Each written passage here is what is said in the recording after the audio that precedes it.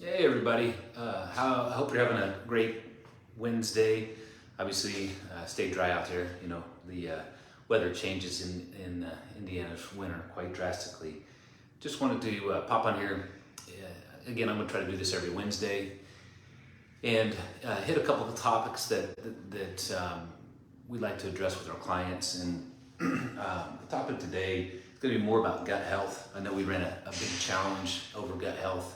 I think it was like last summer, I believe, and because Aaron and I took some time to study more about the gut biome, gut health, how it impacts not only your day to day, but your weight loss journey or your fat loss journey, and also how gut health can impact other aspects of your overall health and well being.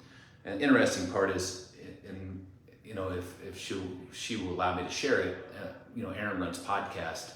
She's been doing a podcast for almost a year now, 2 podcasts a week, and she just kicked the podcast off. More specific in how your gut health the gut health biome, brain biome, can really affect your moods and how you're showing up. It's quite interesting from that standpoint, but maybe I'll share that later. But what I want to touch on is what we just to reiterate some components that we addressed, I think, again, last summer. And it's just your overall gut health. How's your gut health impacting your overall, how you feel on a daily basis? So I'm going to talk about a couple supplementations and then other more general strategies on having a better gut health. Obviously, they continue to pull out more research and studies on how important your good bacteria, your gut health, that biome. And I did hear the correlation is the vagus nerve has some connection from obviously the brain to the gut, which is quite interesting. So again, as we learn more, research, and we pull this more data out, obviously we'll help educate you guys as well, because we want to keep you guys moving in the right direction on your own health and wellness. So what I want to hit on is a couple of different supplements we've used and the reason why, and then obviously go over to the food side where you can use food instead. So it's not all about just, hey, you have to take another supplement, but what does a supplement do? It helps supplement what you're missing or what you're lacking. I know nowadays, and we've gotten a lot better with this, and then when I was younger, we used a ton of medications that were probably pretty harmful for our gut health, and then obviously processed foods and other things. We really didn't know that much about it as much as we do now. Specifically, as a kid, I remember getting sick and going to the doctor, and they'd give us some antibiotics, just like bam, bam, bam. So I was in that generation where we got a ton of antibiotics. Well, those antibiotics were not very good with, obviously, our gut biome, our gut health.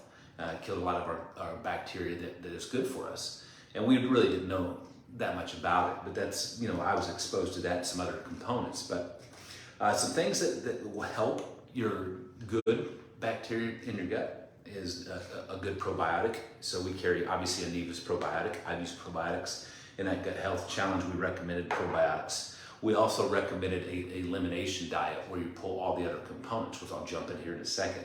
Not saying you have to do it all at once. You really want to minimize everything you do. You want to simplify and then figure out, one thing at a time. Okay, do I need to eliminate all these things? Yes. And then if you're going to add certain things back in your diet, or if you're going to add a supplement, make sure you do those things one at a time, not all at once. Fiber, we have fiber here. Obviously, it's a good component, but I'm going to talk more again on the nutritional side. And then a digestive enzyme. All 3 of those products. The only product I don't have, I have at home, I forgot to bring, is L-glutamine.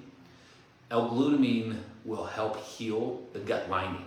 I know you guys have heard of leaky gut syndrome, and that is a real thing. It's not made up, and this happens because we destroy the gut lining with the bacteria, medications, stress, other processed foods, obviously some liquid that we consume, whether it's sodas, whether it's alcohol. All those things can be a little bit damaging or harmful for our gut biome and our gut overall gut health and gut lining. So the L-glutamine is a great supplement to utilize for repairing your gut lining. So that was the other supplement I didn't have here. Now I want to jump on, so I touched on all the supplements. If you have other questions, please feel free to reach out and ask. So what we did last year is we put you guys through an elimination diet. So what we did is we pulled all the processed foods, we pulled the nightshades, like some peppers and things of that nature that may cause a little bit of inflammatory response in the body. We pulled all those components. We introduced, obviously, the good bacteria with the probiotic, the digestive enzyme, fiber, and then obviously L-glutamine. And that was kind of the combination, but we followed a certain routine with that. And then after so many weeks, we started adding those foods back in. But if you want to help correct or have a better gut health and good bacteria, you can do it using food. It's just as simple. One thing you want to stop doing is, or minimize as much as possible, is processed foods. Foods that are in packages, foods that have multiple chemicals in them, they can wreak havoc on, obviously, your good bacteria, and it can actually kill some of your good bacteria. Obviously, you would want to minimize consumption of alcohol, sugars, and refined and processed things in general. Those are going to do the harm. What you want to do is look for foods that are higher in fiber. You can get your natural fiber. If you look at it, most adults don't get their recommended daily allowance of fiber in.